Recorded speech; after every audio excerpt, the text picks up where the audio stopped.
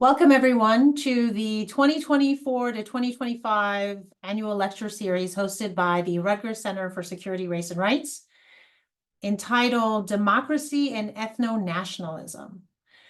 As many of you who are paying attention to domestic and international events have observed, we are seeing a troubling rise of ethno-nationalism across countries in Europe and in North America, including the United States, oftentimes couched in white supremacist terms or in racial or religious supremacist terms.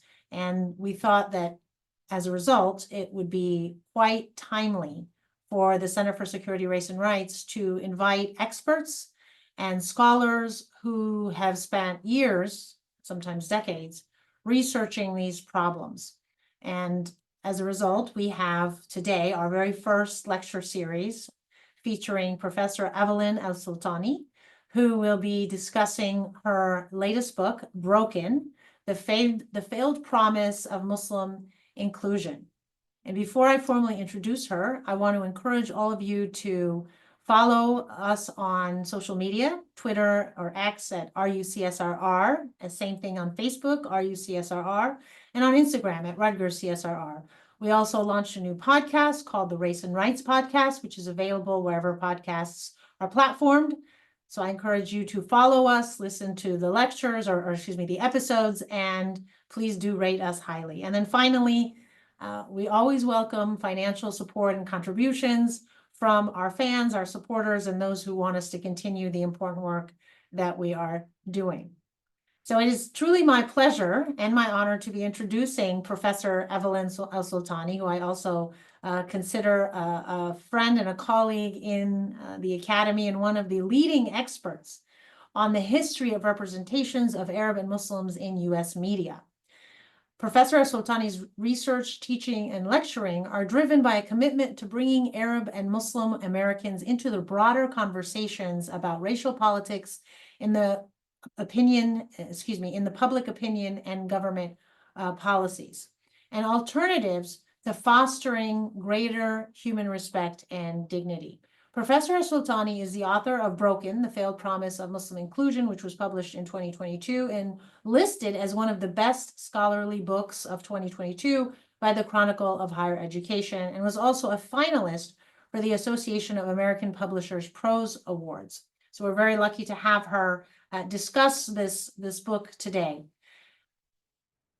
Given the enduring salience of Islamophobia, Professor Alsultany seeks to communicate her research to a wide audience within and beyond academia.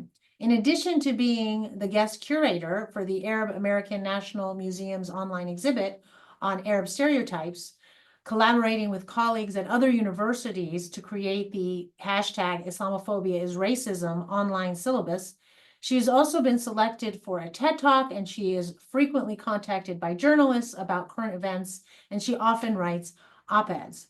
Professor Alsultany maintains an active public speaking schedule at the invitation of universities across the country and abroad. She serves as professor at the University of Southern California.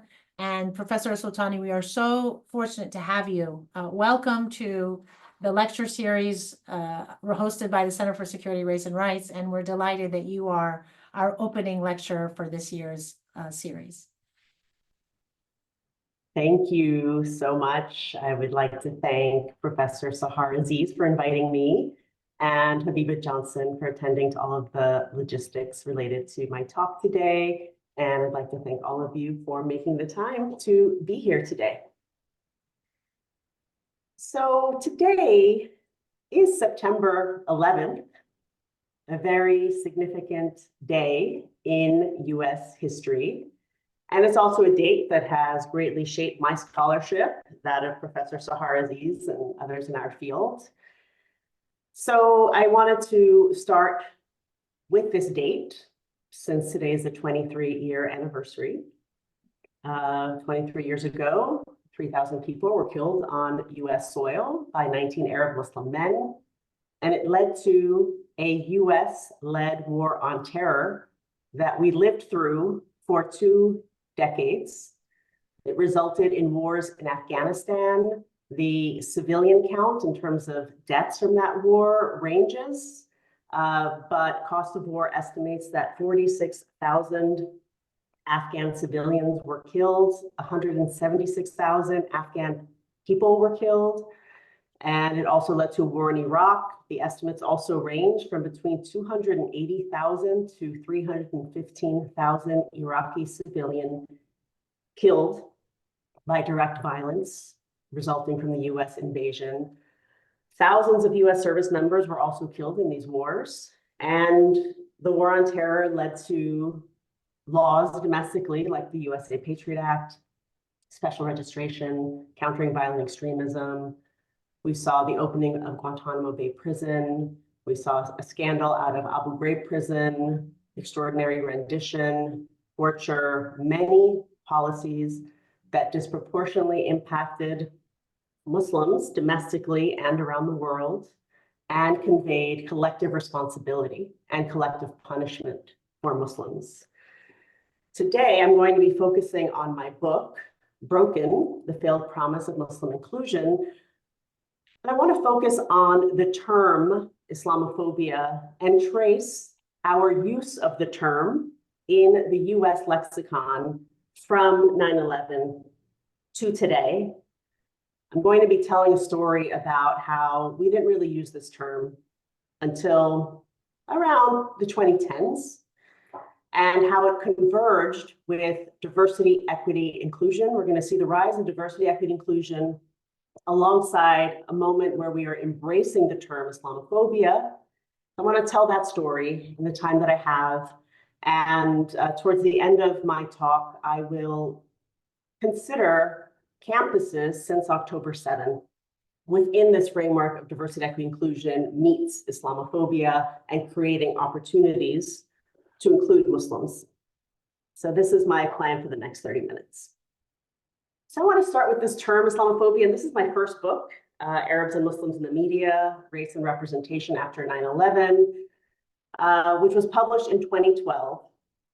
And I'm bringing this up because in this book, I don't use the term Islamophobia even once. And so the point in bringing this up is to mark that Islamophobia entered the US lexicon. It's not a term that we've been using for decades. When I was growing up in the 1980s and 1990s, I didn't have a term to describe anti-Arab racism, anti-Muslim racism. When I got to, actually, I didn't learn the term Orientalism until I was in grad school. I didn't get that when I was in college. But many people have the term Orientalism to describe anti-Arab racism, but it's an academic term. It hasn't entered the lexicon. We don't turn on the news and hear newscasters say Orientalism. We don't use it outside of academia. And Islamophobia is also a term that we didn't really use. Since we have started using it, there have been debates over what to call it. Do we call it Islamophobia, anti-Muslim racism, anti-Arab racism? And I've been part of that movement along with Professor Aziz in insisting that we call it anti-Muslim racism. But for the purposes of the talk today, I'm not going to get into that debate. I really want to focus on the term Islamophobia, how it entered our lexicon, and what it made possible in terms of diversity and inclusion. Steve Garner and Sahar Salot, two scholars, they wrote this paper looking at the use of the term Islamophobia in scholarship. So this chart shows a steady increase in the use of the term. So it's not that the term didn't exist and we didn't use it, but this is in scholarship. So you'll see in 2000, there are about 102 mentions in scholarly essays and in scholarly essays anywhere in an article. We see a steady increase with a huge rise when we get to 2011, 3,050 articles that use the term Islamophobia. So we're seeing a steady increase after 9/11, but then a really significant rise in scholarship. And from my research, what I have noticed is that in public discourse, we really see that rise around 2010. And it correlates here somewhat. So around 2010, we had the quote unquote ground zero mosque controversy when there was going to be a Muslim community center built several blocks away from the site of ground zero. And some people mobilized and organized against it, claiming that Muslims were going to literally build a mosque on ground zero as a victory dance and celebration, which was not true. And this controversy got a lot of attention, and it led to also talking about the Islamophobia industry. The Council on American Islamic Relations publishes an annual report on Islamophobia. Professor Nathan Lean has written a book about the Islamophobia industry. But we started looking at how there was a multi-million-dollar industry composed of individuals, think tanks, scholars, bloggers, politicians, religious leaders who are promoting the idea that Muslims are the enemy, that Muslims are a threat to national security. And between 2013 and 2016, 81 bills were introduced in 32 states, vilifying Islamic religious practices and promoting fear about the threat of Sharia law in America. So this is a significant turning point where on the news and politicians, we start seeing an embrace of the term Islamophobia, and naming the Islamophobia industry was part of that trajectory. So my book looks at how Muslims have become included in DEI initiatives over the last decade or so, DEI, diversity, equity, and inclusion initiatives. Islamophobia is not old, but recognition of it in US society is new. And we have come collectively, culturally, as a society to recognize Islamophobia through recognizing hate crimes directed at Muslims, directed at people who are perceived to be Muslim, a slew of policies like the ones I mentioned before, and the policy that really got the most attention, and I'm going to focus on a bit today, is Donald Trump's Muslim ban. In the book, I argue that Muslims have come to be included in diversity, equity, and inclusion initiatives in the US through what I call crisis diversity. So I'm going to define what crisis diversity is next. So crisis diversity describes crisis moments that take place. We can use the Muslim ban as an example to talk about Muslims. We could even look at George Floyd's murder in the context of the Black Lives Matter movement as a crisis moment that galvanizes attention to longstanding racism and galvanizes the public into action. So with the Muslim ban, it drew attention to a problem of Islamophobia, and we saw unprecedented action and response. So a domino effect of responses, the public becomes aware of a problem. This can happen through a hate crime, also brings awareness to a problem. People of that identity group, Muslims in this case, are called upon to urgently educate and advise. Media conglomerates, corporations, universities, they issue statements or embark on a new diversity initiative. And then when the crisis moment passes, attention wanes until the next crisis and we don't care about it. So if we think about Black Lives Matter and George Floyd and the quote unquote racial reckoning, we saw a lot of Black women being hired in diversity, equity, inclusion jobs. And now years later, we're seeing that those jobs don't exist anymore. Muslim ban, there was a lot of activity, which I'm going to talk about next. And now it's not really on the table. It's not an issue. So crisis moments they don't always, but can lead to an opportunity for inclusion, but not all of them do. So let me talk briefly about the Muslim ban, because this was really an unprecedented moment in terms of institutional responses to Islamophobia. So Donald Trump, when he was on the campaign trail in 2015, before he became president, he first introduced the idea of a Muslim ban. And then it went through different iterations until it was passed in December 2017, in June 2018. And people were outraged not everyone, but some people were outraged. So we had people taking to the streets, going to JFK Airport and other airports. You'll see signs here that say, let them in, no Muslim ban. A lot of signs that say no Muslim ban, and people flooding the streets in protest of this Muslim ban. So it was not only people on the street, but institutions. So for example, Hollywood, and this is one of my main areas of research and expertise. Hollywood has a very long history of demonizing Arabs, Muslims, and Palestinians, with a few exceptions. A lot of my research looks at shifts along the way, when images change and why around political events. And after the Muslim ban, there was an unprecedented response where we started seeing a few shows, a handful of TV shows, portraying Muslims in contexts that had nothing to do with terrorism and didn't have to do with proving patriotism, because that is another common trope. So the few examples I have here are a British show called We Are Lady Parts that's streaming on Peacock, which is really an unprecedented show about 5 Muslim women in a punk rock band. It's a comedy, and it is the best representation that I've seen of Muslims ever in my life. Mo, streaming on Netflix, about an undocumented Palestinian family in Texas.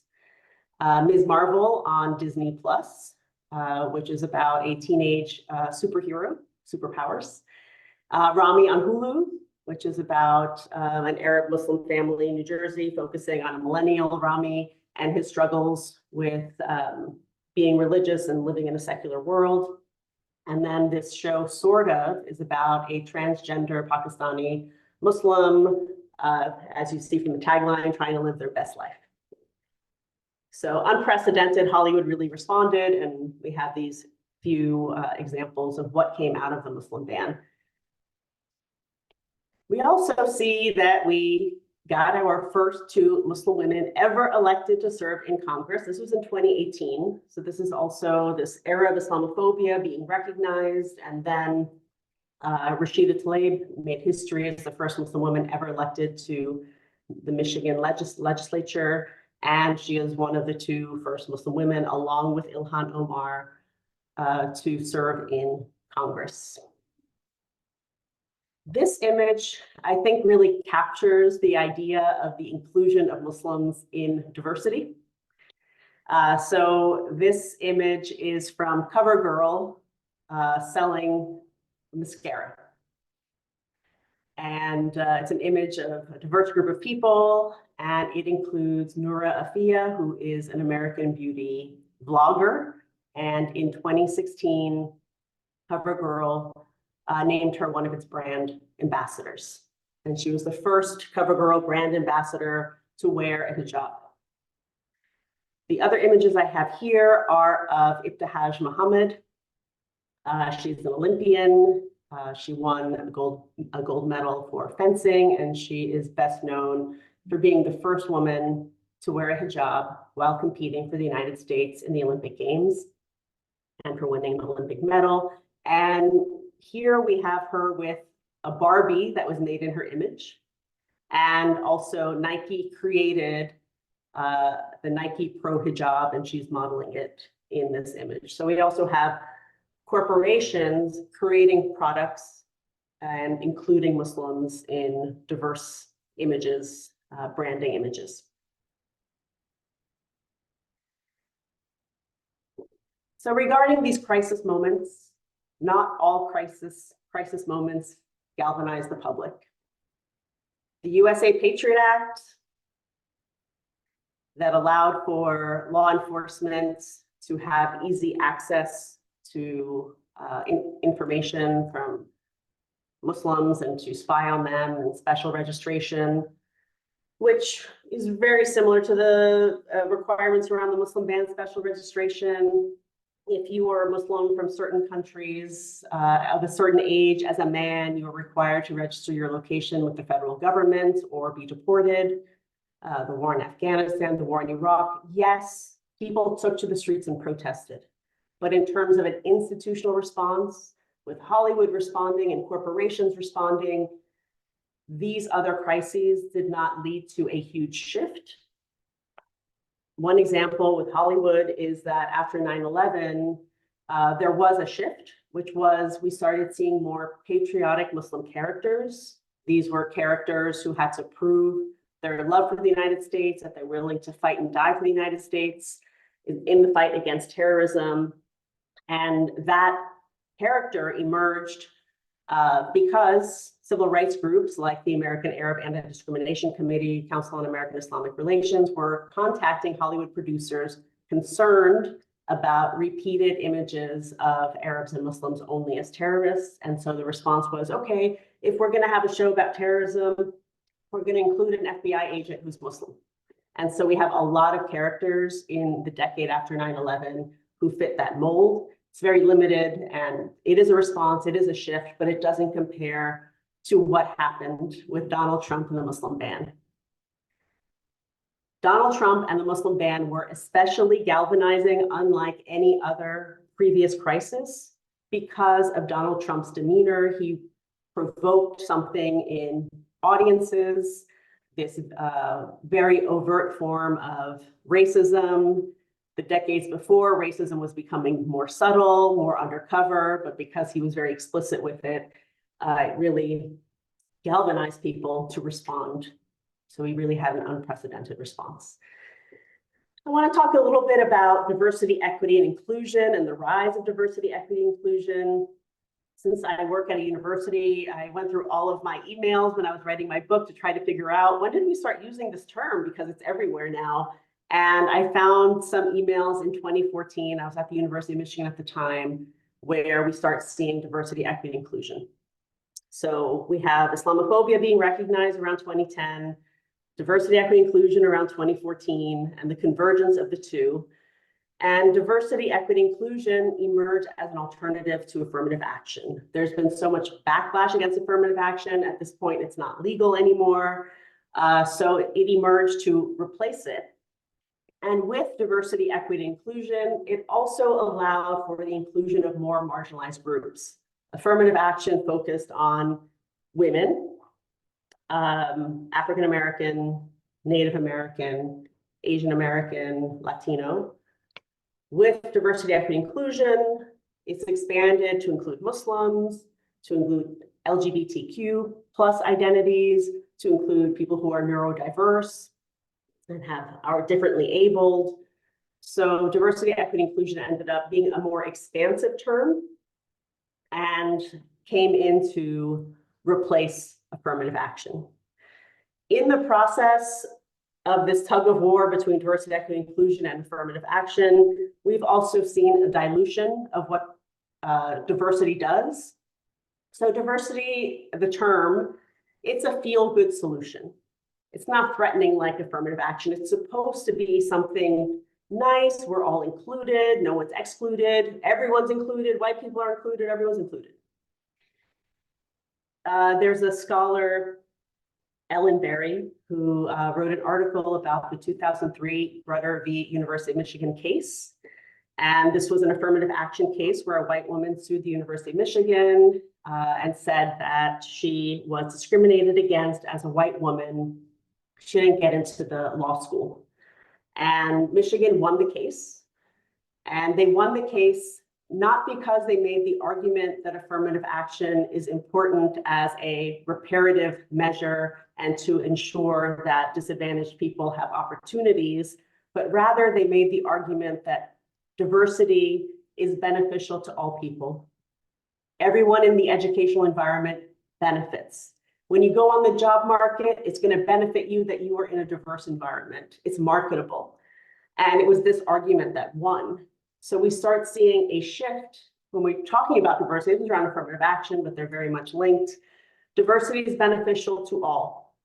No longer about social justice. It's no longer about reparations, but it's good for everybody. Diversity is good for business. Scholars have done studies showing, hey, it's good for business. So in this process, diversity has become separated from social justice objectives, very much diluted. And a lot of that has to do with the backlash against it. So on the one hand, we have the rise of DEI to replace affirmative action, to include everybody. And at the same time, just like there was a backlash against affirmative action, there is a backlash against diversity, equity, inclusion today. I was reading a story the other day about how in Arizona, you're not allowed to ask for diversity statements for job applications. And we've all seen what's happening in Florida in terms of book bans, etc. So I want to talk about the possibilities of crisis diversity. What I came to realize in writing my book and researching was trying to figure out crisis diversity gives us something, but it doesn't solve all the problems. So what does it give us? So it gives Muslims visibility, like in the advertisement. You get to, on television, in branding, more visibility, recognition, and feelings of inclusion. So it feels good, you're included, you see yourself, you're not an afterthought. So it gives visibility, recognition, and inclusion. And Muslim ban in particular was an extraordinary moment where suddenly people were expressing diversity as a core value in corporations, institutions, universities, Hollywood. It gave us a national conversation about racism and other kinds of inequality. Crisis moments give us that. And it can lead to more diverse representations than before. And as we see, a lot of opposition as well. So the book looks at various institutions, how they are including Muslims in crisis moments, and also the limits. And so it's organized around 4 different institutions. The first 2 chapters look at Hollywood at 2 different time periods. The third chapter looks at law enforcement, particularly. It looks at a few hate crime cases and asks, why did these hate crimes become headline news? Because many hate crimes didn't, but there was a moment where a few hate crimes against Muslims, youth who were murdered, made headline news. I have another chapter that looks at corporations firing people for Islamophobic speech, which was also very unprecedented at that time. There were many cases around the N-word, but in the 2010s, there were a few cases of public figures being fired for Islamophobic speech. And the final chapter, which I hope to discuss today a little bit with Professor Aziz, is about universities' efforts to include Muslim students in diversity, equity, and inclusion initiatives, and examining the limits. And in this case, the limit is Palestine and organizing for Palestine. So I want to take the next 10 minutes or less to consider this framework in the context of October 7 and what has transpired since then. So as we've all been watching the news, at this point, 41,000 Palestinians have been killed by Israeli forces. A majority of them are women and children. Many Palestinians are unaccounted for. 2 million are starving. There's been a complete destruction of the infrastructure. Bakeries, schools, universities, hospitals, refugee camps have been destroyed. The health system and sanitation infrastructure has been destroyed. There's an outbreak of polio now, a disease that's been eradicated. And since October 7, the Biden administration has sent approximately $6.5 billion in military assistance. And the State Department has sent $674 million in humanitarian aid. So $674 million in humanitarian aid sounds like a lot, but next to $6.5 billion in military assistance, it's really a fraction. We've been bearing witness to atrocities and to protests around the world. And those of us on college campuses have been witnessing reverberations on our campus. That includes an unprecedented mobilization of students and repressive responses from many universities, including banning Students for Justice in Palestine, banning student group Jewish Voice for Peace, arresting and suspending students, doxing trucks on our campuses with pictures of students and professors smearing them, smear websites. And more recently, we're seeing the weaponization of disciplinary measures. So while all of this is happening, there has been a diversity, equity, inclusion response to October 7, initiated by some universities. This is a few examples. So the main response, the main diversity, equity, inclusion response has been introducing Islamophobia and anti-Semitism task forces and workshops. Here I have, dear members of the Harvard community, in January, I announced the establishment of 2 presidential task forces to deepen our understanding of how and why the sense of belonging among Muslim, Arab, Palestinian, Jewish, and Israeli members of our community has been undermined. I write today to share the preliminary recommendations of the Presidential Task Force on combating anti-Muslim, anti-Arab, anti-Palestinian bias, and the Presidential Task Force on combating anti-Semitism. So Harvard has task forces established. I have another example here, University of Washington. They are announcing task forces on anti-Semitism and Islamophobia. University of Connecticut has pop-up courses on Islamophobia and anti-Semitism, and then Dartmouth has workshops to help identify Islamophobia and anti-Semitism. Cornell also, there are other universities that are responding in this way.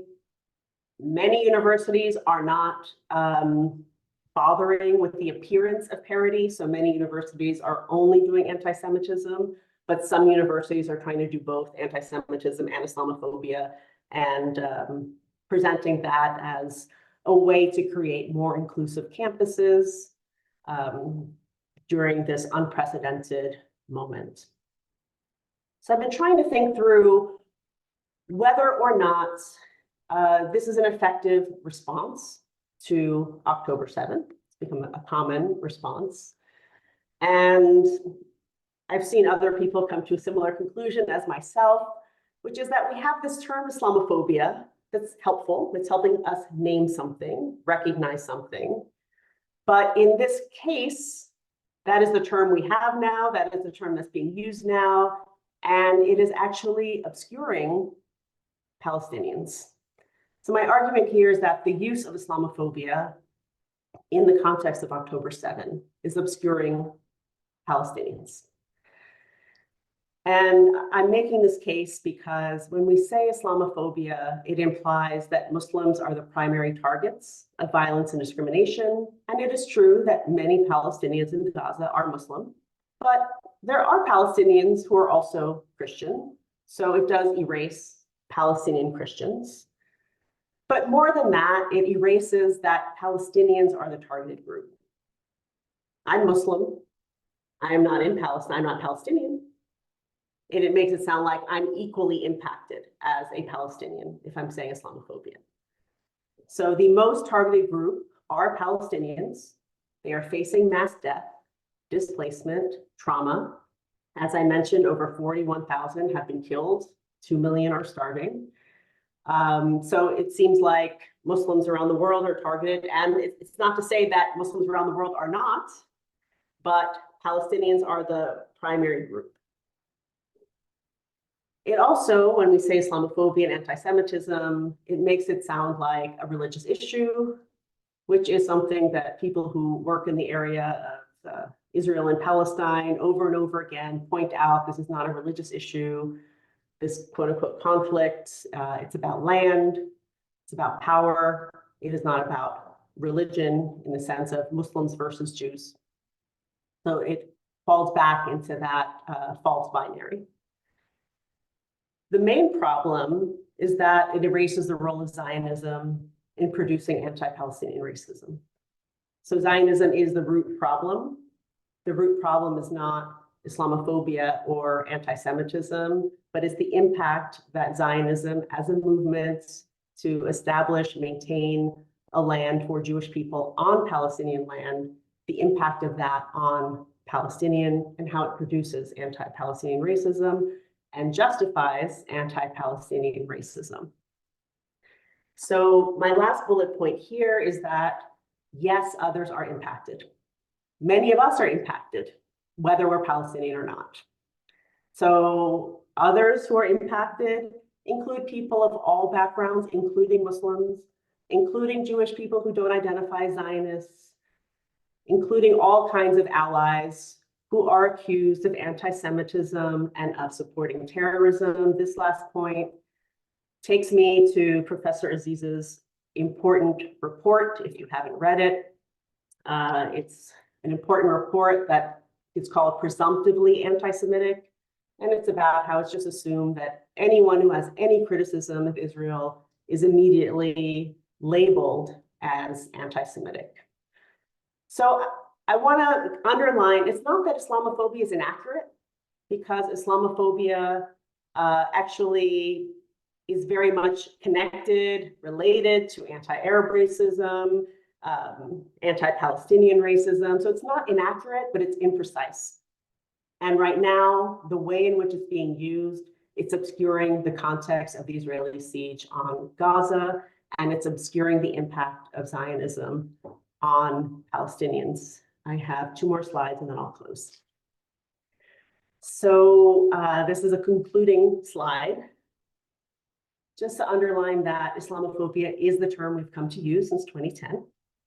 And it has allowed us to name, identify, discuss discrimination and racism against Muslims. So it has done something for Muslims.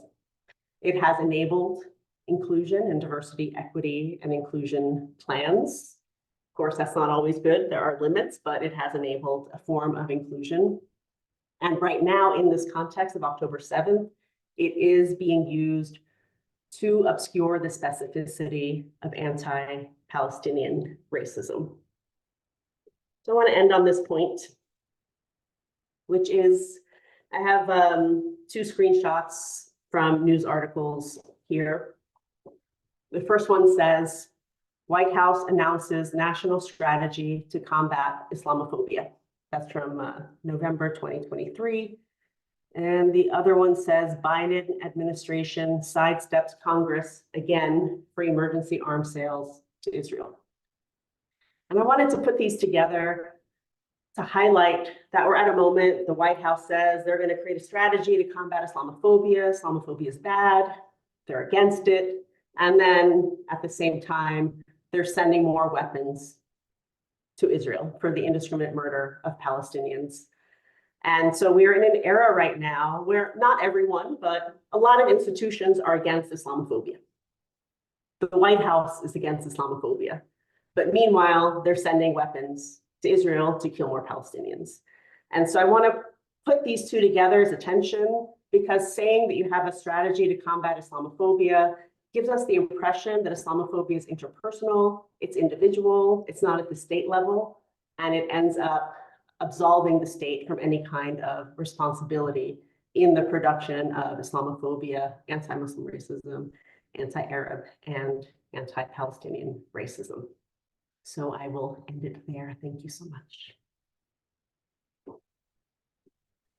Thank you, Professor Alsultany. That was so informative. And there's so much to talk about, so much to ask. We don't even have enough time to cover all of it. I'll start by just encouraging everyone in the audience to read Professor Alsultany's book, Broken: The Failed Promise of Muslim Inclusion. It is full, it is rich with facts and history, and really helps frame these bigger issues. And I'll also just put a quick plug in for the report. Thank you for mentioning it, Professor Alsultany. Presumptively Anti-Semitic, Islamophobic Tropes in the Palestine-Israel Discourse, which admittedly, when we published the report from the Center for Security, Race and Rights, was really when we started to be targeted quite aggressively. And I was also personally targeted quite aggressively by American Zionist organizations who, perversely were claiming to try to defend the safety of Jewish people and Jewish students, but in fact, actually causing threats to my own safety and also really tortuous, malicious, and vitriolic attacks. And I think that is something that people are starting to recognize that there is a large number of American Zionist organizations that are claiming to speak on behalf of all Jews in America.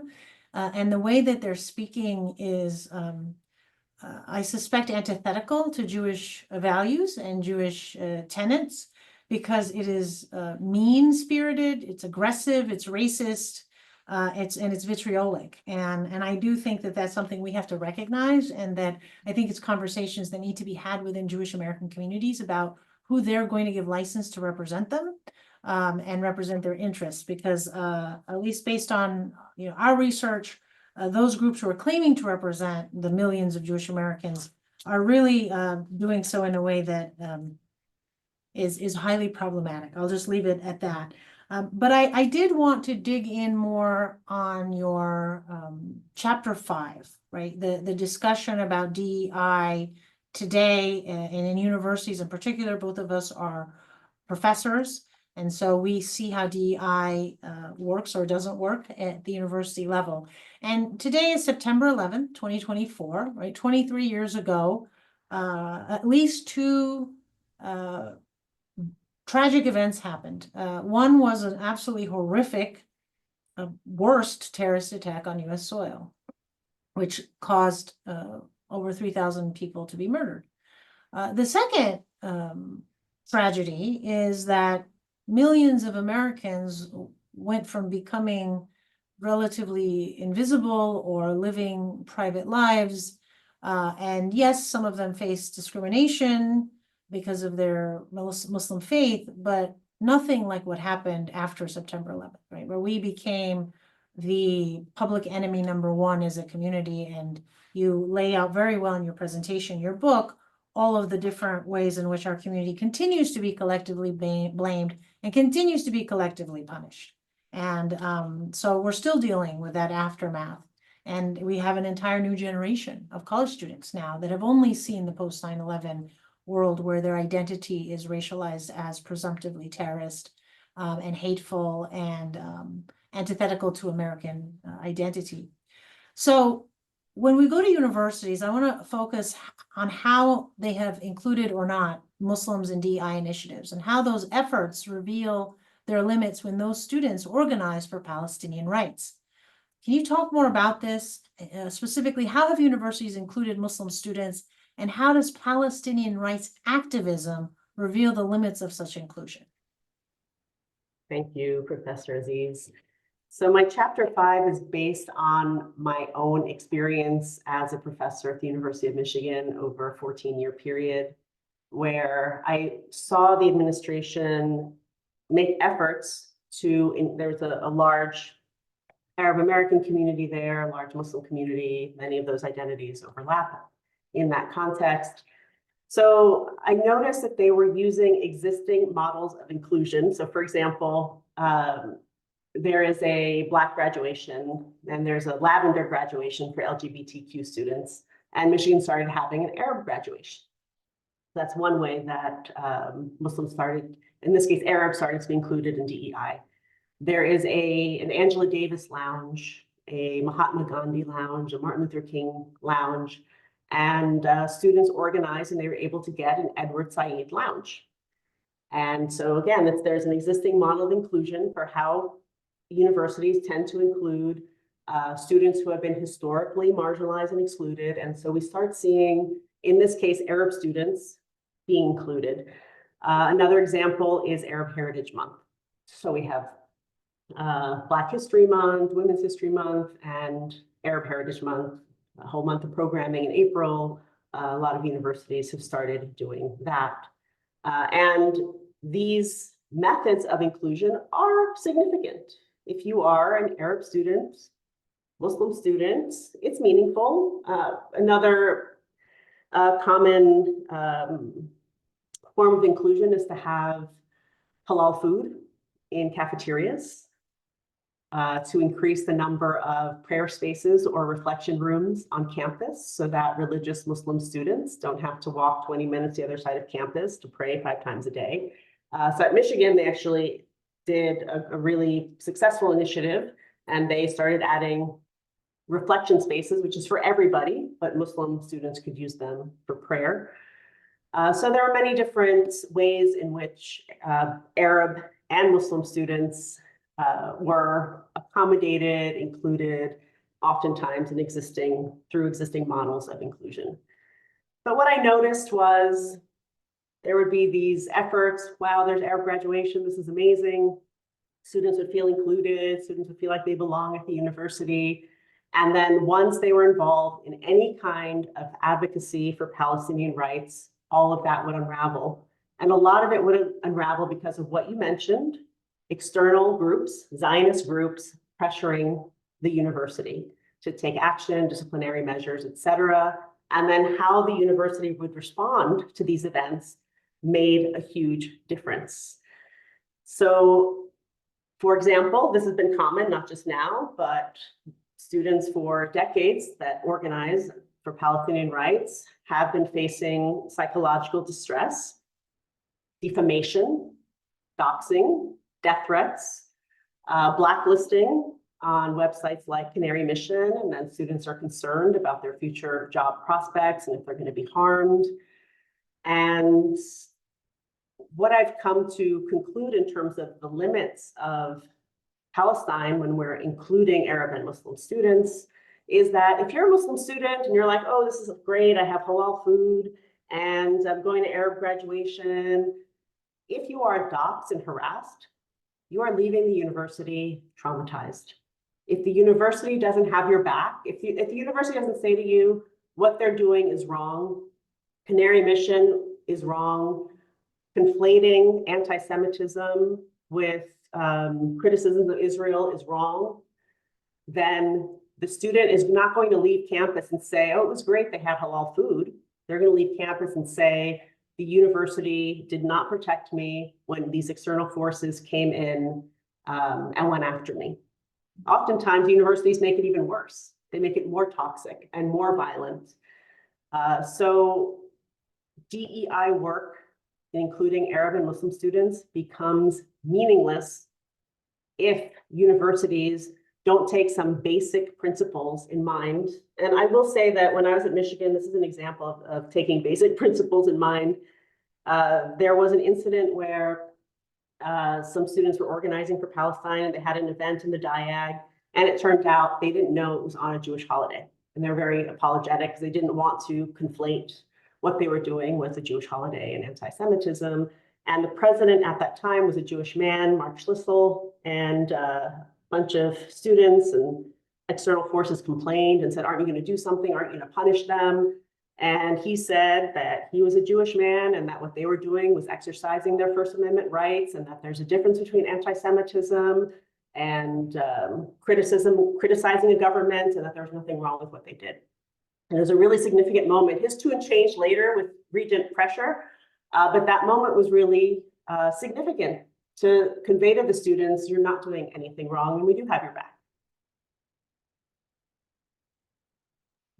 Unfortunately, most of the universities are not, I think, treating their Palestinian students and their Muslim and Arab students equally, especially when compared to the Jewish students who are pro-Israeli and who support the current war, which I believe is a genocidal campaign. And South Africa has filed a complaint with the International Court of Justice alleging that what Israel is doing is beyond simply a war, but is really transformed into genocide. And even saying that, there are, I think, bad faith actors alleging that that's anti-Semitic. And I think what's important, you and I both know this, but it's important for the audience to understand that if we are going to accept the line of reasoning that criticizing Zionism or criticizing Israel is a form of anti-Semitism, then we're going to have to be consistent. And that means that no one can be critical about the various political Islamist groups. No one can be critical about nation states that self-proclaim that they represent Muslims, like the Islamic Republic of Iran or the Saudi Arabian monarchy. And that will really turn our universities into dead zones, because you can't criticize without being attacked, doxxed, and having your safety threatened. And that applies to students as well as faculty. So there is a challenge before the administrators at various universities, which is their obligation to fulfill the mission of what a university does in the United States, and also be equally protective of all students. And so that I wanted to highlight a point in your book, and then I will go to the audience questions, because I thought it was excellent what you wrote. It's on page 218. I sound like such a professor, I know, but I can't help. I really want to read it straight through. And effectively, or excuse me, not 218, 209. And in it, you highlight a sociologist named Tom Pessa. And he cautions, and this is quoting him, Yes. is that anti-Semitizing comes at a serious price. It derails any serious conversation on Israel-Palestine, since opponents of the status quo can easily be dismissed as potential terrorists. It desensitizes people to genuine anti-Semitism, and it keeps much of the Jewish American community in a permanent sense of panic, as if a new Holocaust is imminent. So the needs of Jewish, end quote, and then you go on to say, the needs of Jewish students are presented as being in crisis, not because they are targeted for their identity, but because Israeli government policies are criticized for violating human rights and international law. And I think that is the conversation we all would like to have in universities, but we can't seem to have them because, again, and I will go back to American Zionist organizations and again, I'm talking about organizations who are very actively harassing and bullying and threatening university administrators and weaponizing MAGA Republicans in Congress, which everybody knows their political base of MAGA Republicans are white nationalists, and they're anti-Semitic, bona fide anti-Semites who led racist riots in Charlottesville, Virginia, for example. And yet they're making it where university administrators are just too scared. They're afraid. So there is a systematic bullying of universities, and it's so unfortunate that it's being done in the name of trying to protect Jewish students, when in fact it's really being leveraged by American Zionist organizations, some of whom have quite open ties to the Israeli government in terms of advocacy and picking up their political talking points. So how do we address that as faculty, as university administrators, as people who are working on diversity, equity, and inclusion, and want to do it in a way that is inclusive in a meaningful sense? I'm glad you brought up that quote. Tom Pessa is an Israeli sociologist, and I heard him give a talk once where he was talking about the difference between anti-Semitism and anti-Semitizing. Anti-Semitism is real, actual discrimination, racism against Jewish people in this country. We have seen a rise in anti-Semitism during the Trump administration with these white supremacists in Charlottesville chanting "Jews will not replace us," and then with the Tree of Life shooting, which we hadn't seen on US soil before. So we have seen an actual rise in anti-Semitism, but then we have the issue of anti-Semitizing, which includes adopting the International Holocaust Remembrance Alliance, IHRA's definition of anti-Semitism, which includes criticisms of Israel.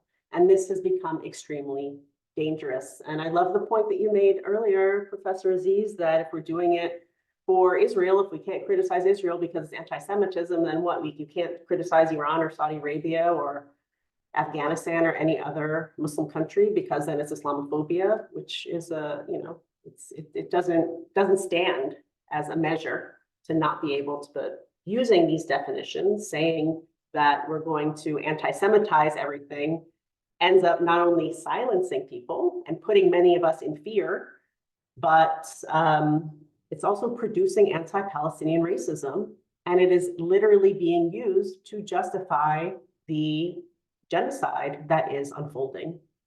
So this insistence, I mean, we hear some Zionists say, but Israel matters to Jewish identity because of the Holocaust, and so it symbolizes safety and security, and this explanation about how central it is to identity. And again, that is a conversation to have within Jewish communities. But when I hear those who are organizing on campus, they're not saying that Jewish people don't deserve safety and security, of course. But why aren't Palestinians part of that conversation? Do they not deserve safety and security too? So we're seeing that one group deserves safety and security and the other group doesn't. The other group deserves complete and utter annihilation. And so I agree with what you said earlier, that some of the Zionist groups are so vicious, and they are viciously making that case. They're not saying we need to find a solution for everyone to actually have access to their livelihood, but rather we're seeing arguments made to justify the complete destruction of Palestinian life. In terms of how to do this meaningfully on campuses, I agree there's a lot of fear on campuses. I have examined these workshops and task forces, the language. A lot of the workshops say Islamophobia, anti-Semitism, but don't even mention Israel. It's amorphous. It's like there's this rise in Islamophobia and anti-Semitism. Why is there a rise? And it's as if they don't want to say the word Israel because they're worried they're going to get in trouble. They're worried something bad's going to happen. So very amorphous. There's a lot that our institutions can do. Of course, we don't want institutions to be disciplining students and punishing them for their free speech and for their vision of a more just future. But on a really basic level, universities can refuse conflating. They can refuse the anti-Semitizing trend. They can refuse the definition, the redefinition of anti-Semitism, because that is very dangerous. I had a few other thoughts about, let me find my notes. They can use the word Palestine, say anti-Palestinian racism.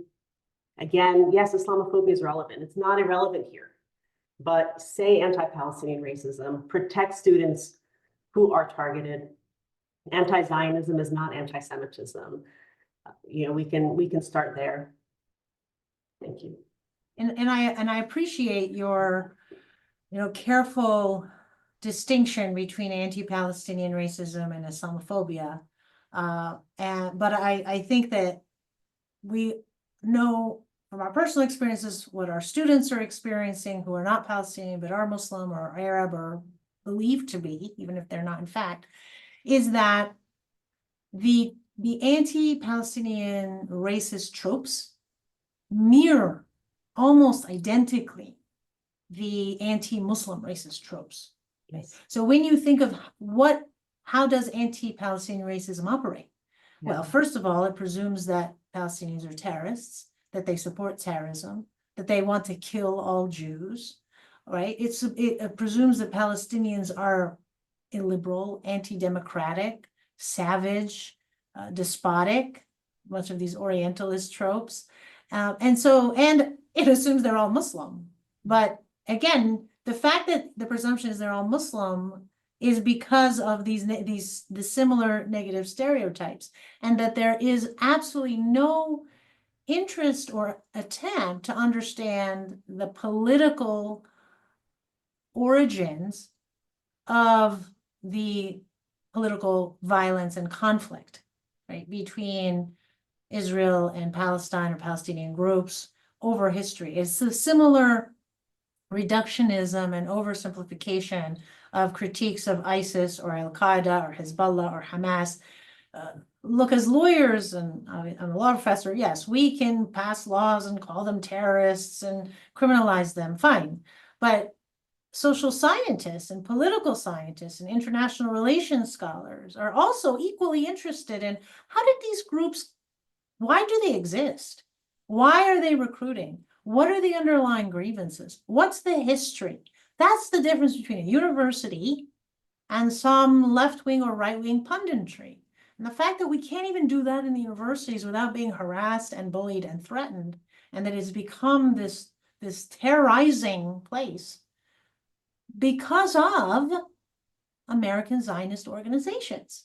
Mhm. Right? It is not Muslim organizations that are going and doxing and harassing and threatening Jewish students or administrators and saying, no, you cannot have a task force on anti-Palestinian racism, or no, you cannot allow them to have their pro-Israeli protests or their pro-Israeli college activism. And nobody seems to be recognizing that. And I think we really need to name who are the perpetrators, who are the victims who are being targeted on American campuses. And when there are individuals who engage in unlawful behavior that may be in fact involved in these protests in defense of Palestinian human rights, they're individuals. Treat them as individuals and enforce the law, enforce the policies. But you can't suddenly say, oh, well, then everybody who was involved in college activism is equally guilty of any wrongdoing. So I'm not saying anything you don't already know, Professor Alsultany, but I just think that we also want to highlight why Islamophobia is relevant to anti-Palestinian racism, and to make sure that Islamophobia is not used to whitewash or erase, as you said, anti-Palestinian racism. So I want to take a couple questions from the audience, and I'll ask two because we will end at 1:15, so we have about 10 minutes left. What recommendations do you have for religious institutions and interfaith or faith-rooted organizations to address and counter Islamophobia, anti-Palestinian racism, and other related forms of bigotry? As many of these groups work with middle or persuadable audiences, what particular strategies and tactics have you seen that work to move people along in their learning and taking action and leadership? Yeah, thank you for that question. During this, since October 7, my brother reached out to me at some point. He's Muslim, his wife is Jewish, and he was saying, oh, we're thinking about joining this Muslim-Jewish interfaith thing. What do you think? And I said, well, it makes sense for your family. You have a daughter who's Muslim and Jewish, and so that sounds great for who you are as a family. But I don't see the Muslim-Jewish as the solution to a political conflict. So when I hear Muslims and Jews need to get along, to me, like, Muslims and Jews get along. There's not a problem with getting along, that it's a political problem. So when I think about the important interfaith work that is taking place, I think it's important to shift the lens to looking at this as a political issue, and to not fall into the trap of it looking like a religious issue. There are religious components. Zionists have said that the land was promised to them. So if we could start disentangling which pieces are religious, which pieces are political, I think that would be very useful. And I think that one of the most important conversations right now to have is with Jewish people about what Israel means to them, what Zionism means to them. We have so many Jewish people who are saying, not in my name. This, you can't use my identity to justify these kinds of acts. So I think also focusing on the diversity of perspectives among Jewish people and among Muslims. There are Zionists who are Muslim too. So I think I would focus on trying to disentangle the religious aspects from the political aspects, and then to see why among Jewish people this is so meaningful, and then to extend to a real diversity of perspectives and experiences. And I think that Jewish Voice for Peace and other organizations right now, you see their signs, never again and not in my name, are really powerful in making a statement that these Zionist groups that Professor Aziz was referring to do not represent all Jewish people, even though they purport to. And it's very flattening and simplifying a more complicated issue. Thank you. And I'll also add that I would recommend, as part of that process, is to ensure that the conversations include diverse Jewish perspectives, from not just, so there's the anti-Zionists and the Zionists, but even there's also non-Zionists and there's post-Zionists. And then even within Zionists, there's a spectrum. There's cultural Zionists, there's political Zionists. Zionism is a political ideology. And like any political ideology, it has a history, it has an origin, it evolves, it is interpreted differently in different contexts, whether it's Europe or the US or the Middle East. But we can't even have these intellectual conversations without being, accused of trying to harm Jewish people or Jewish communities. So I do think it's important for the interfaith conversations to include a diversity of Jewish perspectives so that there isn't that essentializing effect. And I think even the presence of that allows for a more open conversation because it makes it more difficult for someone who may subscribe to a more conservative political Zionist interpretation that we would call pro-Israeli in a kind of the most simplistic sense, for them to misrepresent that is the only view, the only legitimate Jewish view, or the majority Jewish view. And so I do think that helps in terms of diversifying the conversation group wise. And I would say the same thing, with the Muslim speakers in the conversation. So I'll also ask a question that is relevant now, post the publication of your book. Is how do you think the elimination and suppression of DEI programs in some jurisdictions like Florida and Georgia will impact the discourse of Islamophobia specifically and other forms of kind of white supremacy in the United States more generally?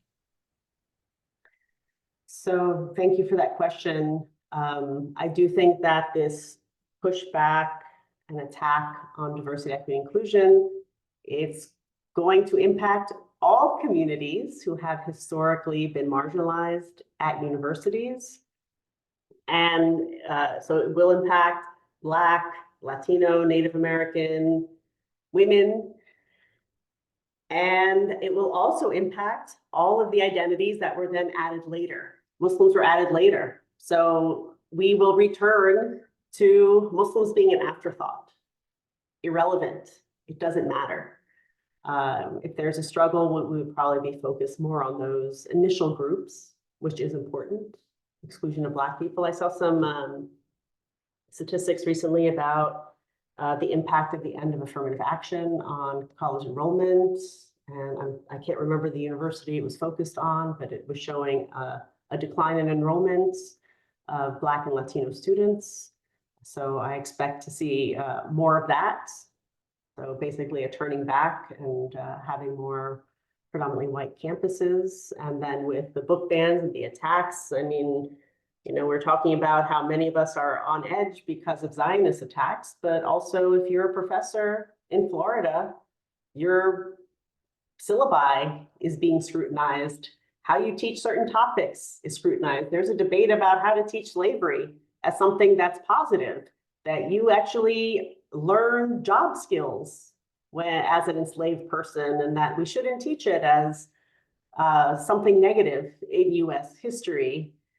So I think the implications are huge, and I think the trend is just going to get us back to a point where, Muslims, if this is at the center, which it will be debated ongoingly, it's not going to be the last word on diversity, equity, inclusion, but I would see Muslims then becoming completely irrelevant to the conversation, which is what was the case a few decades ago. And then finally, there are a couple of questions about the ignorance about Muslims and the ignorance about Palestinians. And so related to DEI in education, whether it's K through 12 or university, what are some of the proposals that you've seen or efforts that you've seen or that you recommend that can help alleviate and decrease that ignorance? Yeah. Willful ignorance. So a lot of my research is looking at representations. So media representations. And I would like to tie this back to Professor Aziz's point about how Islamophobia is relevant, even if it's not as precise as anti-Palestinian racism. And what we've seen in the media over a 100-year period from all of the 1900s is the demonization and exoticization of Arabs and Muslims as a co-produced identity, which is also why today it's very hard to disentangle Islamophobia from anti-Muslim racism, from anti-Palestinian racism, because they have been co-produced. And the figure of the terrorist that we're so familiar with today emerges in Hollywood movies in the 1960s after the Arab-Israeli War. So chicken and the egg, what came first? Zionism is actually really central to anti-Arab racism, and anti-Arab and anti-Muslim racism have been co-produced because these identities have been co-produced. So it's hard to disentangle them, and they are all relevant. Can you remind me of the second part of that question? Yes, in terms of what are some specific recommendations or policy prescriptions or things that you've seen that people have tried and might be working or at least worth the effort? Yeah. Where I'm landing on this question is that in terms of policy, I'm going to go back to this idea that you can be against Islamophobia, but you can support a genocide in Palestine. Hillel on college campuses are against Islamophobia. The ADL is against Islamophobia. What we're seeing is a trend that Islamophobia is interpersonal and it's absolving state responsibility. So it's hard to see a solution to Islamophobia, anti-Palestinian racism, anti-Arab racism, if we're not looking at the role of the state and making the state accountable for producing meanings. And this includes Hollywood is producing meanings, policies are producing meanings, that these groups of people are a threat to national security, and that we therefore have this logic that we have to enact violence upon them, deny them rights, etc.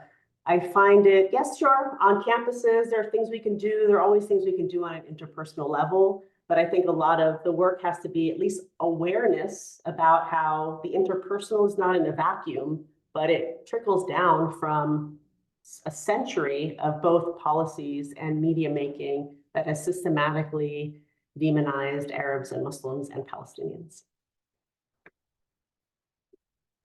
Thank you so much, Professor Alsultany. This was, again, we could go on for much longer. I want to thank the audience for joining us today, and I want to encourage everyone to join us again on September 26th, when we'll be hosting Palestinian attorney Raja Shehada, who will be discussing his book, Palestinian Walks, Notes on a Vanishing Landscape, and that will be within the broader conversation about the various ways in which the Israeli military occupation in the West Bank violates international law and other forms of oppression caused to Palestinians. We're also going to be hosting on October 15th, or excuse me, October 19th, we'll be hosting Professors Ivan Kalmar and Audrey Trushke on October 15th at 12 o'clock for Global Islamophobia and the Rise of Populism, which is the name of a new book that I just co-edited with Professor John Esposito. So I would highly recommend you take a look at that. But we've got some really exciting lectures coming up this year, and we hope you'll join us for all of them. Please do subscribe to our newsletter, add us to your social media feeds, Rutgers CSRR at Instagram, RUCSRR at Twitter and Facebook, and follow us or listen to our Race and Rights podcast.